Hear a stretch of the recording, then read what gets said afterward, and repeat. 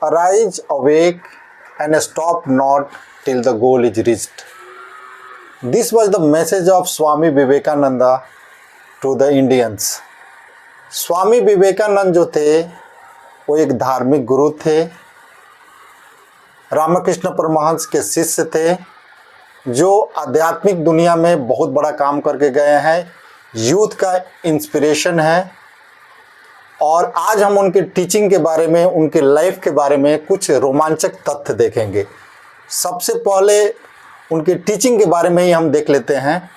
पहला जो मैंने कुछ आंकड़े को रिसर्च करके रखा है, सारे टीचिंग को नहीं पढ़ाया जा सकता, लेकिन हमें जो बहुत पसंद है उसका मैं प्रस्तुतिकरण करता हूँ। पहला है बिलीव इन योर सेल्फ।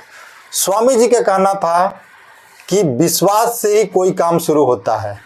अगर आपको अपने ऊपर विश्वास है और उस विश्वास से अगर कोई भी काम करने के लिए आप जाएंगे तो सफल होना तय है। जो आदमी अपने आप में विश्वास कर सकता है वही भगवान में ही विश्वास कर सकता है। वो विश्वास जो शब्द है वो अपने से शुरू होता है। जो आदमी खुद भी अपने आप में विश्वास करेगा, सेल्फ कॉन्फिडेंट होगा, वही दूसरे में विश्वास करेगा। ये उनका पहला टीचिंग था जो मुझे बहुत पसंद आया।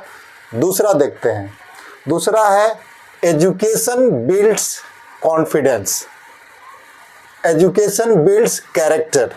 स्वामी जी का कहना था कि एजुकेशन ऐसा होना चाहिए जिससे हमारा कैरेक्टर बिल्ड हो और मैन मेकिंग उन्होंने कहा है कि एजुकेशन जो हो हमको अपने पैरों पर खड़े होने का, अपने लाइफ को संभालने का नियम सिखाने वाला होना चाहिए, उसको गाइड करना होना चाहिए। ऐसा एजुकेशन होना चाहिए स्वामी जी के हिसाब से।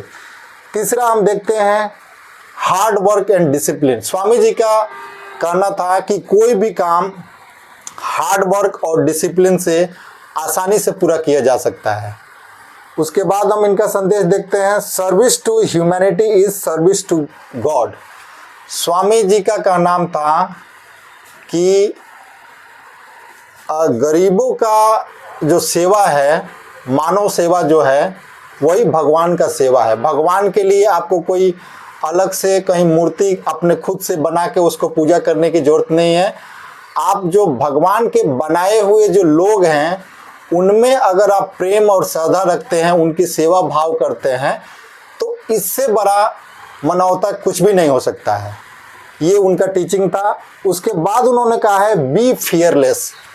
स्वामी जी का कहना है कि समस्या चाहे कितना भी गंभीर हो, आप अगर फियरलेस होके बिना डर के अगर उसका सामना करते हैं तो वो आसानी से वो आपका पीछा छोड़ देगा। स्वामी जी के जीवन में एक कहानी था जहाँ पे वो एक जगह गए थे और स्वामी जी हमेशा गेरुआ वस्त्र में रहते थे। तो क्या हुआ कि वो रास्ते से जा रहे थे तो कुछ बंदर और बंदरिया जो है उनको देख के उनका पीछा किया। स्वामी जी को वो चिढ़ा रहा था। तो स्वामी जी थोड़ा सा झटक के चलने लगे, आगे थोड़ा सा स्पीड ऐसा भागने लगे। थोड़ा सा वो डर गए बंदरिया बंदर से। एक आदमी जो स्वामी जी के सामने आगे खड़ा था वो बोला कि स्वामी जी डरिए नहीं, डट के सामना कीजिए। और स्वामी जी जहाँ पे वो आगे भाग रहे थे तो उन्होंने पलट के भागना पहले बंद किया। जब भागना बंद किया तो बंदर को पहली बार लगा कि नहीं, ये आदमी हमको कुछ कर सकता है। बंदर वहीं पर रुक गए और स्वामी जी को छुआ भी नहीं हुआ। तो स्वामी जी वहाँ से सीखे कि कोई भी समस्या हमारा तब तक ही पीछा करती है जब हम उससे भागते हैं। जब उसका और हमारा सामना अगर होता है तो समस्याएं अपने आप खत्म हो जाती है। ठीक, ये था। उसके बाद था पावर ऑफ कंसंट्रेशन।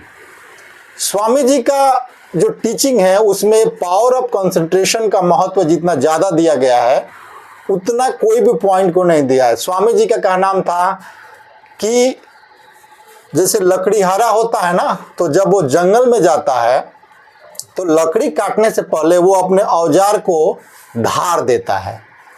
तो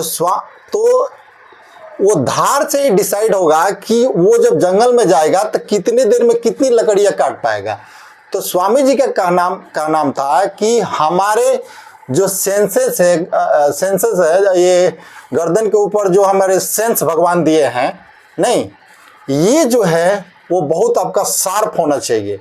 ऐसा होना चाहिए कि कोई भी बात को आप कैच कर ले, आसानी से समझ ले, मेमोराइज कर ले, याद रखें।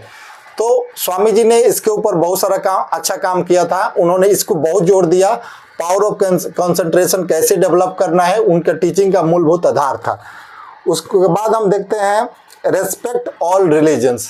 स्वामी जी का नाम था कि चाहे आप हिंदू हो, मुस्लिम हो, ईसाई हो, सिख हो, जो भी धर्म है, जितने भी रास्ते बताए गए हैं धर्मों में, वो सारे धर्म मिलके आखिरकार आपको भगवान तक ही पहुंचाते हैं। इसीलिए आप सभी धर्मों का रेस्पेक्ट करें।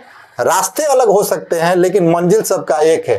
तो इसलिए उन्होंने कहा कि रेस्पेक्ट ऑल रिलीजन, यानी कि सब जाति का आपको आदर करना चाहिए। उसके बाद last but not the least वाला जो मैं देख रहा हूं, वो है यूथ आर द फ्यूचर। स्वामी जी का नाम था कि देश के जो भविष्य होता है वो यूथ ही तय करता है। अगर यूथ को हम अच्छे कैरेक्टर बिल्डिंग एजुकेशन देते हैं, मैन मेकिंग सिखाते हैं, तो अगर यूथ अपने देश का संभल गया तो ये देश ही संभल जाएगा। इसीलिए उनका जो जन्मदिन है उसको यूथ डे के तरह मनाया जाता है इंडिया में। तो ये कुछ टीचिंग था स्वामी विवेकानंद जी का, जो मुझे बहुत प्रिय है। और ये सारे पॉइंट, जो 8 पॉइंट मैंने आपको बताया है, ये मैंने अपने लाइफ में इम्प्लीमेंट किया है और इससे हमको बहुत फ़ायदा है। तो हम आशा करते हैं कि ये इंस्पायरिंग वीडियो जो मैंने स्वामी विवेकानंद पे रिसर्च करके बनाया है आपको बहुत अच्छा लगने वाला है।